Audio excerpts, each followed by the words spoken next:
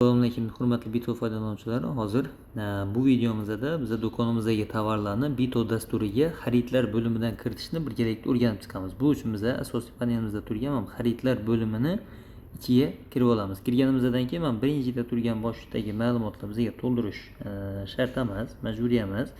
Mana ta'minotchida yulduzcha turibdi. Ko'rgan bo'lsangiz, bu bizga kerak bo'lgan ma'lumotlardan. Ta'minotchi bu hozir kiritayotgan tovarlarimiz kimdan keldi degani ta'minotchini tanlab qo'yishimiz kerak bo'ladi. Ta'minotchini bosgan paytda sizda hech kim chiqmasligi mumkin. O'sha paytda yangi ta'minotchini поставщик yaratish uchun pastdagi mana plus knopkasini bosish orqali yaratib olamiz. Mana tepadagi ma'lumotlar bizga majburiy emas, kerak bo'lsa to'ldirib qo'ysangiz bo'ladi. Rasmlarga bilan kiritib, bizga asosiy kerak bo'lgan, ya'ni majburiy bo'lgan bo'lim bu поставщикning nomi.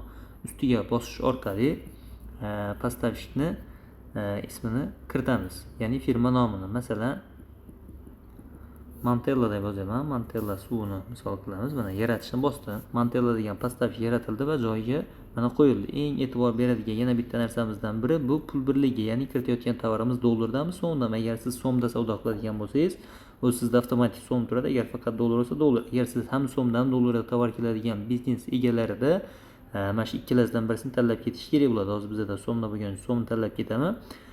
Va pastga o'tadigan bo'lsak, mana bu yerda avtomatik kirim degan galochka bor. Shu galochka sizda o'chib turgan bo'lishi mumkin. Buni yoqib ketish kerak bo'ladi. Agar bu o'chib qoladigan bo'lsa, tovarning soni qo'shilmay qolishi mumkin. Keyin mana bu yerda mana narx turi degani bor, mana pastda. Narx turini bosib, tannarx so'mni qo'yib qo'ysak ham bo'ladi.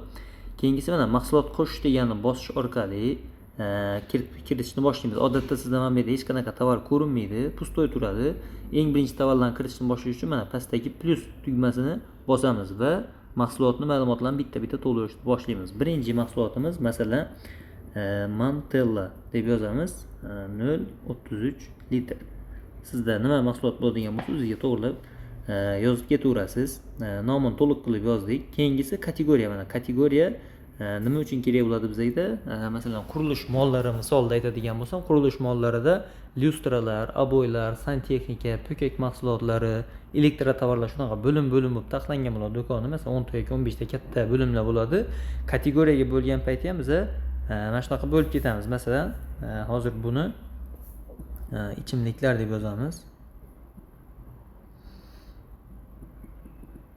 Ichimliklar kategoriyasi tiqdim. Endi bu kategoriyaga bo'lish orqali biz nimani ko'ra olamiz? Masalan, ichimliklar kategoriyasida necha pulimiz turibdi, necha pul savdo bo'lyapti, necha pul foyda keltiryapti bizga.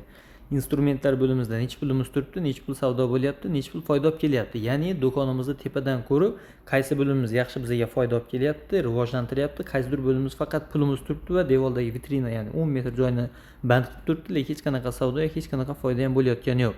Ya'ni u yerni qisqartirib turib, mana bu yaxshi savdo bo'layotgan bo'limni uzaytirishimiz kerak yoki kengaytirishimiz kerak, rivojlantirishimiz kerak deb turib strategiyasini qila olasiz. Kategoriyani biriktirib ketish shunaqa muhim narsa. Shuning uchun kategoriyadan alohida qilib ketgan yaxshi. Keyingi to'ldirishimiz kerak bo'lgan ma'lumot bu o'lchov birligi. O'lchov birligining ustiga bosadigan bo'lsak, sizga kerak bo'lgan o'lchov birliklar chiqadi. Mantellar masalan biz shtukka sotamiz. Agar sizda kilogramli mahsulot bo'lsa, litrli, metrli bo'lsa, o'shalarni o'zini tanlab ketishingiz kerak bo'ladi. Keyingi masala bizda shtrik kodni o'qitish. Shtrik kod o'qitish uchun mana bu belgini mana o'zini ustiga bosadigan bo'lsak, mana suvni mana bu shtrik kodini o'qitishimiz kerak bo'ladi. Mana o'qitgan paytimiz avtomatik olib kelib beradi. Bu bizga savdo qilayotgan paytimiz skanerga urish uchun yoki telefonni o'qitganda sirasi topib berish uchun mana shuni o'qitib ketishimiz kerak bo'ladi. Agar buni o'qitish esimizdan chiqib qolib, kassaga skaner qiladigan bo'lsak, mahsulotni sizga topib bera olmaydi. Keyin mana bu yerdagi ma'lumotlar bizga kerakmaydi. Buni ko'taramiz, ular по умолчанию turaveradi. Keyin mana bu sariq chiziq va qizil chiziq deganlar bizga kerak bo'ladi. Bu nima uchun kerak desak, masalan, mana shu suvdan bizda 50 tadan kam qolsa sarg'aytirib ko'rsat va 10 tadan kam qolsa qizartirib ko'rsat. Ya'ni bu qaysidir mahsulotimiz kam qolayotgan payti bu telefoningizda ham yoki kassangizning kassasida ham rasmlar bilan mahsulotlaringiz ko'rinib turgan payti yonida sariq, qizil bo'lib ranglari o'zgarib turadi, чтобы kam qolayotganini bilib turish uchun. Bu mahsulotimiz sotib soni 50 ga tushgan payti avtomatik sizga programma tepada уведомление yuboradi. Как Telegramda SMS kelgandek qilib turib, mana bu filialda mana shu suvdan bizda 50 tadan kam qoldi, 10 tadan kam qoldi, o'zi aytib turadi sizga. Buni to'ldirganimizdan keyin bizda bularda o'tamiz va mana pastdagi narx bo'limini to'ldirishimiz kerak bo'ladi. Asosan sizda mana bu bo'lim bilan mana bu ikkalasi chiqadi. Bizda hozir testoviy profil bo'lgan shu ham turib buni olib tashlaymiz.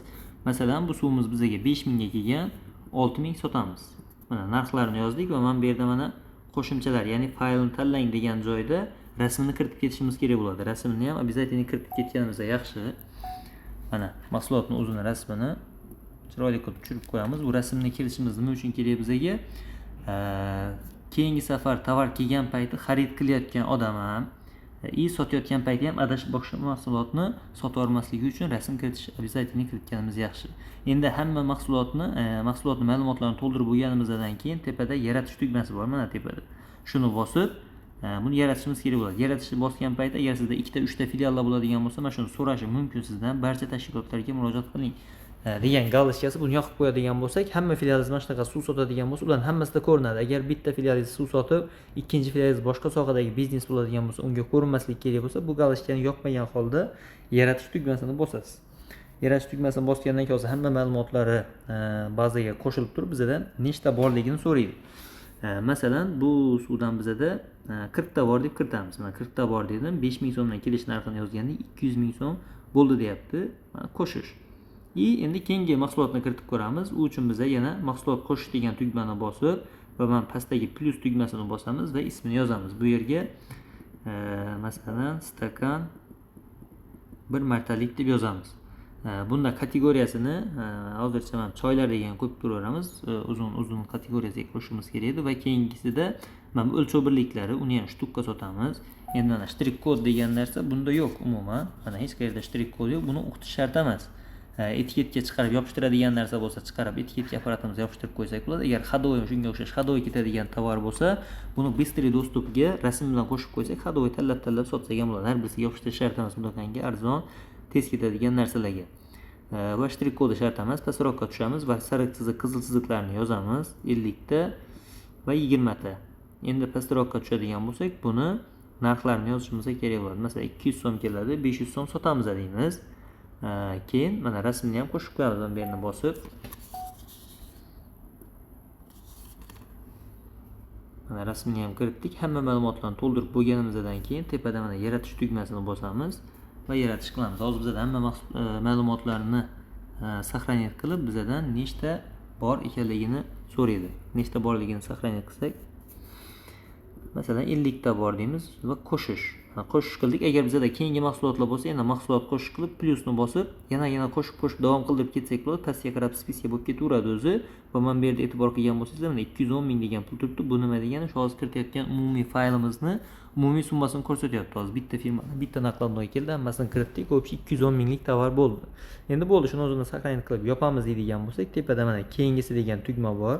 Keyingisini bosamiz. Mana bu yerda qo'shimcha xarajat degan narsani so'rayapti. Bu nimaga kerak bo'ladi desangiz, ko'pchilik tadbirkorlar masalan viloyatdan bo'ladigan bo'lsa, Toshkentdan bir fura mahsulot oldiradigan bo'lsa, furaga yoki Isuzuga 2 million 3 million yo'l xarajati uchun pul beradigan bo'lsa, mana shu yerdan qo'shimcha xarajatni bosib turib, mana shu yerda mana logistika yoki nimadir degan tanlab turib 2 million deb yozadigan bo'lsa, avtomatik mana bu yerda kiritilayotgan tovarlarga o'sha 2 millionni bo'lib tashlab tannarxiga o'tiradi. Va necha pullik mahsulotim bor, necha pul foydani ham avtomatik o'zi shulardan kelib chiqqan holda hisoblab beradi.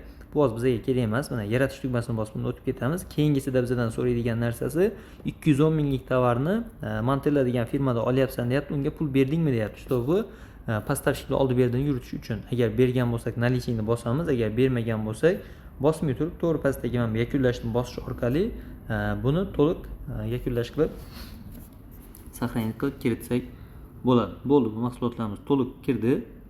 Endi buni kirganligini tekshirib ko'rsak ham bo'ladi. Mana yangi savdoni bosib turib, sotishni bosish orqali mana strik kodini skaner qiladigan bo'lsak, hozir bizda ikkita narsa bo'lgani uchun ikkalasini o'qidi. Mana bu yerda mana stakanni ham tekshirib ko'rsak bo'ladi. Stakanni yozadigan bo'lsak, mana avtomatik stakan bir martalik rasmlar bilan chiqazib beradi. Ustiga bosib turib, mana rasmini kattalashtirib ko'rsak bo'ladi. Nechta borligi, necha puldan turganligi, agar biz 10 ta sotamiz deydigan bo'lsak, 500 so'mdan 5000 so'm bo'ladi deb ko'rsatib ham beradi o'zida. Shu bilan mana mahsulotlarning hammasi mana shu yerda o'zida ko'rinib turadi. Kassaga borgan paytda ham skaner qilib bemalol savdo qilsak bo'ladi va keyin yana bizada mahsulotlar yana ustiga keladigan bo'lsa, bir marta do'konimizga polni kiritib bo'lganimizdan keyin bizda eng zo'ri mahsulot yana ustiga keladigan bo'lsa, mana xaridlar bo'limiga kirdik, ta'minotchini tanladik va mana pastga tushib turib, mana so'm qilib qo'yamiz. Mana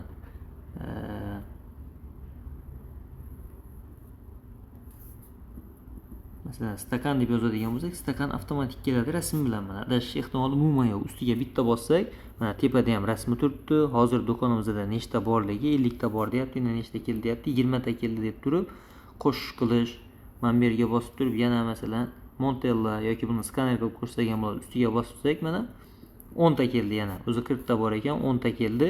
5000 so'mdan kelgan ekan avvalgi safar. 50 ming turibdi. Mana bu yerni ochib turish orqali ham mana pastdan agar narxlar o'zgarib keladigan bo'lsa, masalan bu safar 6000 keldi, sotish narxini 7000 qilib qo'yamiz. Mana shu yerni o'zida o'zgartirib turib ham qo'shish qilib, yana mahsulot qo'shib qo'yishimiz ham mumkin. Eng zo'ri do'konimizda polniy mahsulotlarni kiritib bo'lgandan keyin keyingi safar kiritish juda oson. Rasmlar bilan ko'rinib turadi, faqat tanlab turib sonini yozib qo'shsak bo'ldi.